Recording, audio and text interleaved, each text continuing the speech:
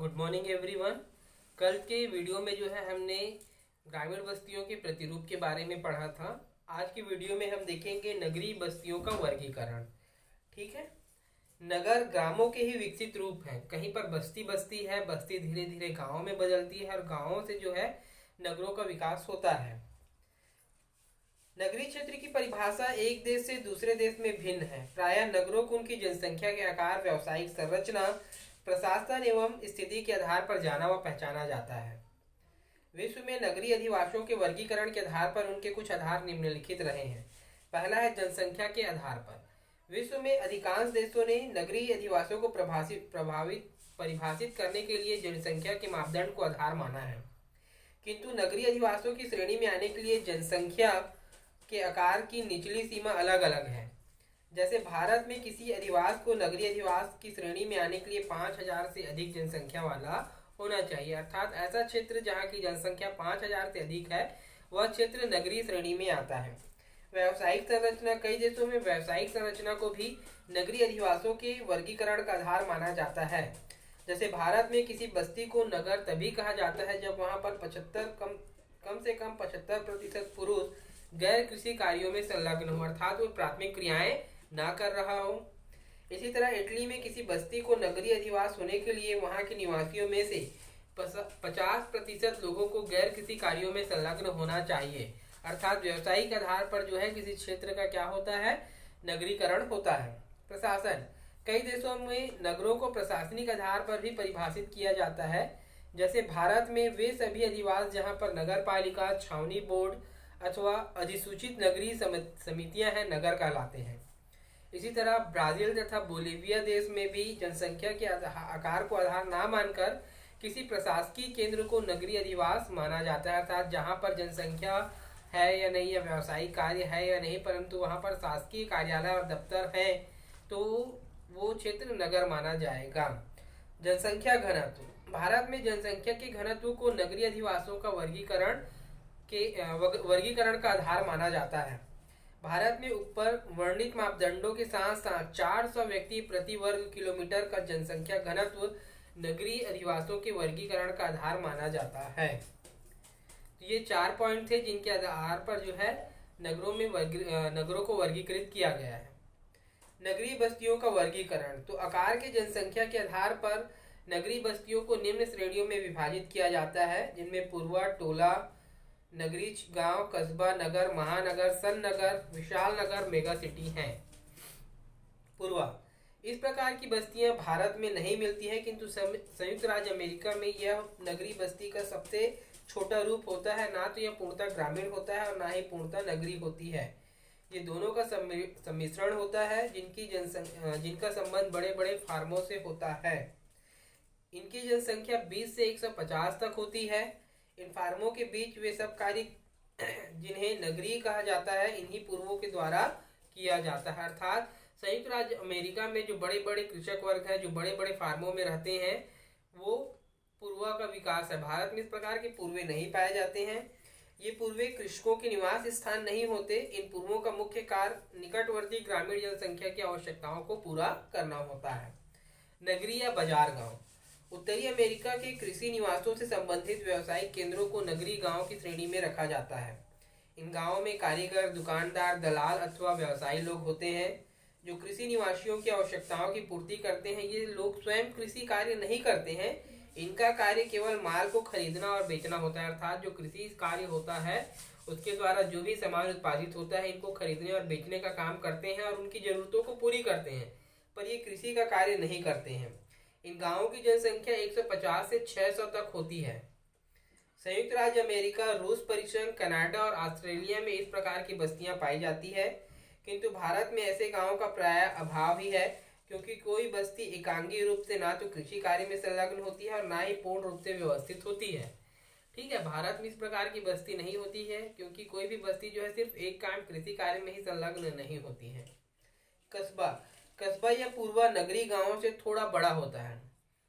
कस्बों में नागरिक कार्यों का महत्व अधिक होता है। कस्बों में वो विशिष्ट क्रियाएं पाई जाती है जो सामान्यतः गांवों में नहीं मिलती है। कस्बे बहुधा किसी सड़क अथवा रेलवे स्टेशन के निकट स्थित होते हैं। यही निकटवर्ती गांव का मुख्य केंद्र होता है और यातायात की सेवाओं से सुसज्जित होता है।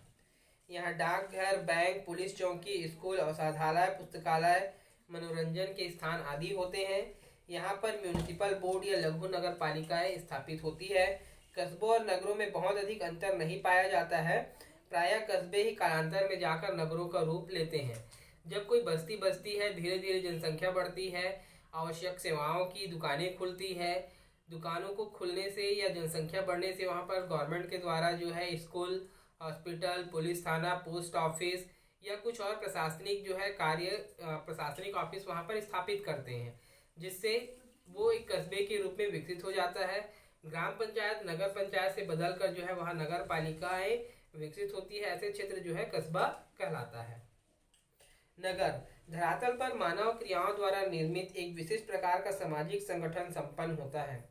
इसके द्वारा उस क्षेत्र की आवश्यकताओं की पूर्ति होती है तथा उसका राजनीतिक विकास होता है। इस कार्य का क्षेत्र अत्यधिक विस्तृत एवं बहुधंधी होता है, अर्थात यहाँ पर बहुत सारे प्रकार के काम धंधे संपन्न किए जाते हैं। सामान्यतः नगर क्षेत्रीय केंद्र होता है, अतः वह परिवहन, उद्योग एवं खनिज, राजनैतिक, सामाजिक सेवाओं का भी केंद्र बिंदु होता है। नगर में विभिन्न प्रकार की दुकानें, व्यापारिक एवं प्रशासनिक दफ्तर, शिक्षण संस्थाएं, आमोद प्रमोद के साधन एवं चिकित्सालय सुविधाएं उपलब्ध होती है। जैसे बिलासपुर को हम रायपुर को एक नगर के रूप में देखते हैं, तो यहाँ पर जो है विभिन्न प्रकार के काम धंधों वाले लोग रहते हैं। बहुत सारे प्रशासकीय दफ्तर वहाँ पर स्थापित हैं। लोगों के मनोरंजन के लिए पार्क, मल्टीप्लेक्स, सिनेमा, है ना, खाने पीने के लिए रेस्टोरेंट और बहुत सारी फैसिलिटीज जो है उपलब्ध होती है। ये नगर की विशेषताएं होती है। महानगर यह नगरों में अग्रणी नगर होता है और अपने आसपास की क्षेत्रीय प्रतिस्पर्धा से ऊपर उठ जाता है। इनके कार्य सामान्य नगरों से अधिक बड़े होते हैं। यहाँ पर मुख्य वित्तीय संस्थान, प्रादेशिक प्रशासनिक कार्यालय स्थित होते हैं तथा यातायात के वृहद केंद्र होते हैं। इनकी जनसंख्या 10 लाख से अधिक होती है, अतः इन्हें 10 लाखी नगर या महानगर कहा जाता है। लेविस मम्फोर्ड के शब्दों में वास्तव में यह उच्च एवं अधिक जटिल प्रकार के सहचारी जीवन का भौतिक रूप है। भारत में वर्तमान समय में इस तरह के 35 नगर हैं। उदाहरण के लिए लखनऊ, पटना, हैदराबाद आदि। विश्व में 10 लाखी नगरों की संख्या में तेजी से वृद्धि हो रही है। सन 1800 में लंदन इस श्रेणी में सम्मिलित हुआ, 1850 में पेरिस, 1860 में न्यूयॉर्क इस श्रेणी में आए। 1950 तक विश्व में इस तरह के नगरों की संख्या 80 तक पहुंच गई है। 1975 में इनकी संख्या 160 तथा 2005 में ये जो है 438 हो गई है। ऐसे नगर जिसकी जनसंख्या 10 लाख से अधिक हो। सन नगर शब्दावली का सर्वप्रथम प्रयोग पैट्रिस गिडीज ने 1915 में किया था। ये एक ऐसा नगरीय क्षेत्र है जो दो से अधिक बड़े नगरों के मिलने से बनता है। जैसे कोई नगरीय क्षेत्र है, उसकी जनसंख्या बढ़ते जाती है और उसी के पूर्व कोई नगर है, जनसंख्या बढ़ने से जब ये दोनों नगर आपस में मिल जाते हैं तब इस प्रकार के नगरों का विकास होता है। जैसे Delhi, Ghaziabad, greater London, Manchester, Chicago, Tokyo एवं कोलकाता आदि सन नगरों के उदाहरण हैं। विशाल नगर, मेगापोलिस या विशाल नगर शब्द का सर्वप्रथम प्रयोग 1957 में जीन गॉटमैन ने किया था। यह एक विशाल नगरों का प्रदेश होता है जिसमें कई सन नगर मिले होते हैं। जीन गॉटमैन ने उत्तरी पूर्वी संयुक्त राज्य अमेरिका में विशाल आकार में फैले उत्तर में बोस्टन से दक्षिण में वाशिंगटन तक के नगरीय क्षेत्र हेतु इस शब्द का प्रयोग किया था। इस तरह का एक और मेगापोलिस जापान के होन्शु द्वीप में है, जिसका केंद्र टोक्यो एवं याकोहामा नगर है। मेगा सिटी यह अपेक्षाकृत नवीन शब्दावली है जो ऐसे नगरों हेतु प्रयोग की जाती है जिनकी कुल जनसंख्या 1 करोड़ से अधिक होती है। ठीक है, मेगा सिटी ऐसे क्षेत्रों के लिए प्रयोग या ऐसे नगरों के लिए की जाती है जिनकी जनसंख्या 1 करोड़ से अधिक होती है। सर्वप्रथम 1950 में न्यूयॉर्क नगर इस श्रेणी में सम्मिलित हुआ जब उसकी जनसंख्या 1 करोड़ 25 लाख हो गई। वर्तमान विश्व में इस तरह के नगरों की संख्या 25 है, जिनकी संख्या विकसित देशों की अपेक्षा विकासशील देशों में अधिक है। विश्व के मेगा शहरों का विवरण आगे दिया जा रहा है। इसकी जानकारी जो है हम आगे के वीडियो में पढ़ेंगे। ठीक है, तो ये थे नगरों का वर्गीकरण जनसंख्या के आधार पर कि पूर्वा, टोले, बस्ती, कस्बा, नगर, सन नगर, महानगर और विराट नगर। ठीक है बच्चों, कोई डाउट होगा तो पूछेंगे। ठीक है, थैंक यू।